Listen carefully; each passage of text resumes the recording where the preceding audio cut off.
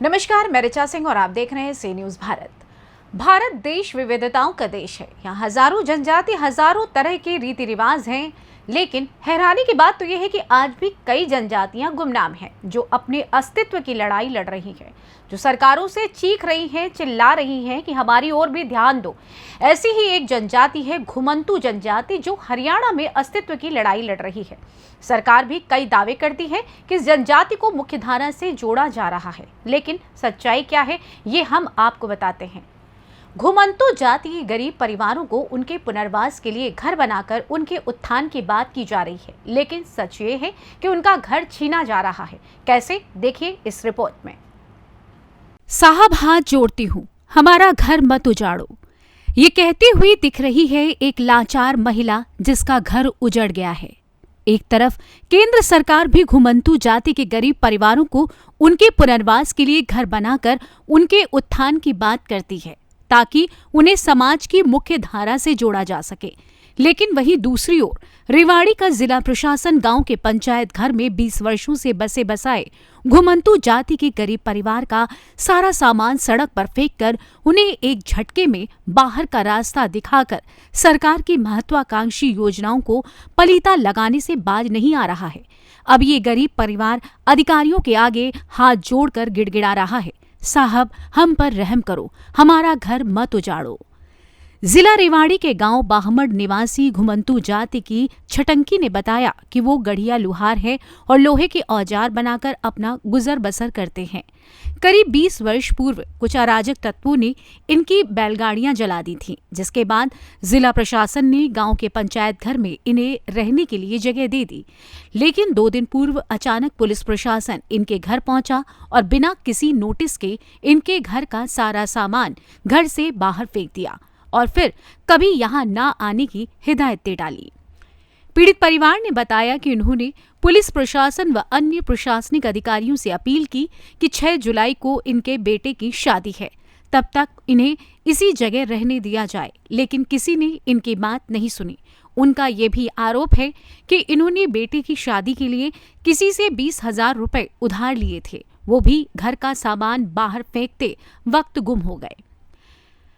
इस संदर्भ में हमने जिला विकास पंचायत अधिकारी से जानने का प्रयास किया कि आखिर किसके आदेश पर ये कार्रवाई की गई है, तो ये जनाब कैमरे के सामने कुछ भी बोलने को तैयार नहीं हुए और वहां से सॉरी कहते हुए चले गए।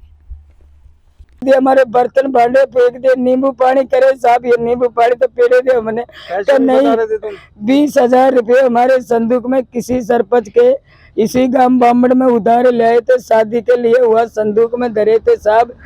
थानेदार इनके सफाई की गाड़ी वहाँ खड़ी थी, उसके आगे आगे हमें संदूक उजाड़ी, उसमें कुछ नहीं मिले। मैं कुछ साहब देख लो, इनमें तो नहीं है। वो साहब बोले कि हम देख लिए नहीं है इसमें। तो क्या चाहते हो? अब हम ऐसे चाहते हैं साहब, हमारे कुछ छत दे दो, अलाट दे दो, हमें वहाँ गरीब आदमी वहाँ गुजारे कर लेंगे। तो हमारी पंचायत में काई दे दो, वहाँ हमारे गुजारे कर लेंगे। अब आप किस गरीब आदमी से मिले हो? अधिकारी से किससे मिले हो आप? अधिकारी से यही से मिले, डीसी से मिले। तो डीसी ऐसे बोले एसपी के पास जाओ, सब एसपी के पास ऐसे गए तो वे न्यू कह रहे कि ऊपर से इन आगे आदेश, तो तुमने तोड़ेगे भी फोड़ेगे भी। वो एसपी के वो बाहर बैठे ने बुढ़े, वो बोले कि तुम साहब हमारे तो सब तोड़ फोड़ दिए, हमारे गरीब आदमी बताओ हम कहाँ जाएंगे। तो ऊपर के ऑर्डर आगे, तोड़ेंगे भी फोड़ेंगे भी, तुम वहाँ से भग जाओ। बता साहब हमारा सब ration card, Aadhaar card, PAN card, voter card सब बने, फैमिली ID। चटंकी क्या हुआ तुम्हारे साथ?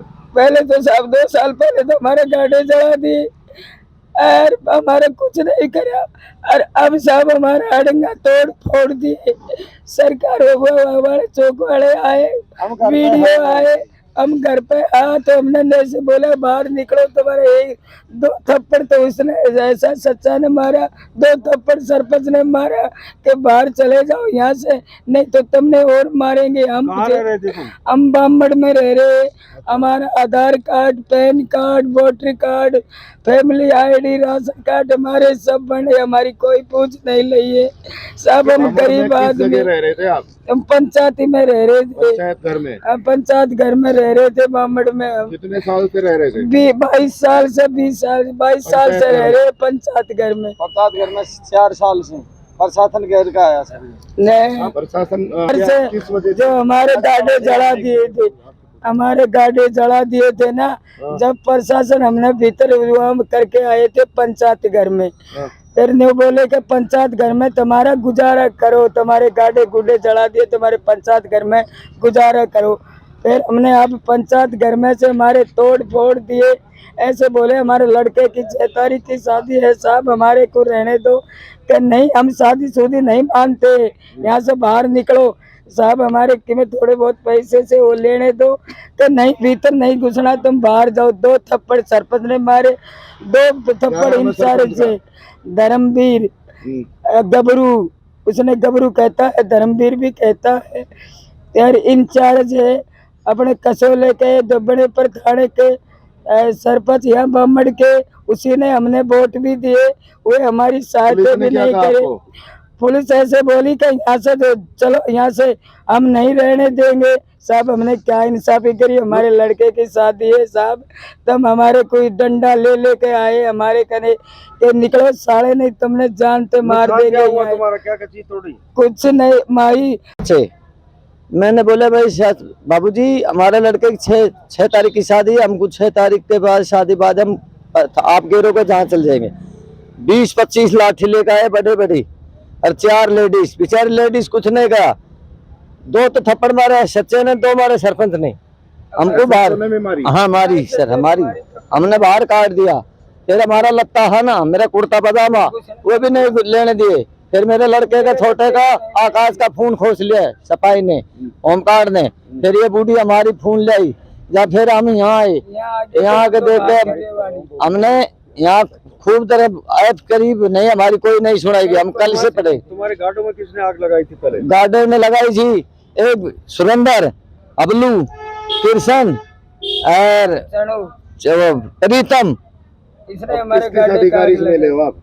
अब इसे डीसी से कल मिले थे, परसों फिर मिले, कागज दिए थे, फाइल बना के दिए थे, वो भी नहीं दिया। एसपी के पास जाओ सर। हम एसपी ने क्या कहा? एसपी का नहीं, वो बूढ़े बाहर है, वो बोले कि ये तो ऊपर से नहीं मिलने दिया। नहीं मिलने दिया हमको। नहीं, वो बूढ़े ने नहीं मिलने वो बूढ़े नहीं मिलने दिया, ऊपर का आदेश आ गया। तोड़ेगे फोड़ेगे तुम्हारे। हमारा 2 लाख रुपया का सामान लड़के की शादी का, वो देख लो आप जाकर देख लो। हमारे सारा ऐसे बर्तन भांडा हो रहा है।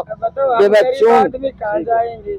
ये रेवाड़ी से सी न्यूज संवाददाता चैन सिंह की रिपोर्ट। देखा जाए तो कई बार प्रशासन अपना काम करता है, लेकिन इस बीच वो ये भूल जाता है कि आखिर किसके साथ कैसे पेश आना है। जिस घुमंतु जाति के उत्थान के लिए सरकार काम कर रही है, वही जाति फिर बदहाली के आंसू बहाने के लिए मजबूर है। आखिर इस घटना के बाद जिम्मेदार किसे ठहराया जाए? सरकार को, प्रशासन को, इन लोगों को जो खुद अस्तित्व के लिए लड़ रहे हैं? सरकार को इस विषय में सोचना होगा, क्योंकि भले हजारों घर सरकार गरीबों के बसा दे, लेकिन अगर एक भी परिवार ऐसे बेघर होता है तो फिर ये सरकार की नाकामी ही होगी। फिलहाल इस खास खबर में बस इतना ही। देश दुनिया की तमाम खबरों की जानकारी के लिए देखते रहे सी न्यूज भारत। हर खबर आपके साथ, आपके हाथ।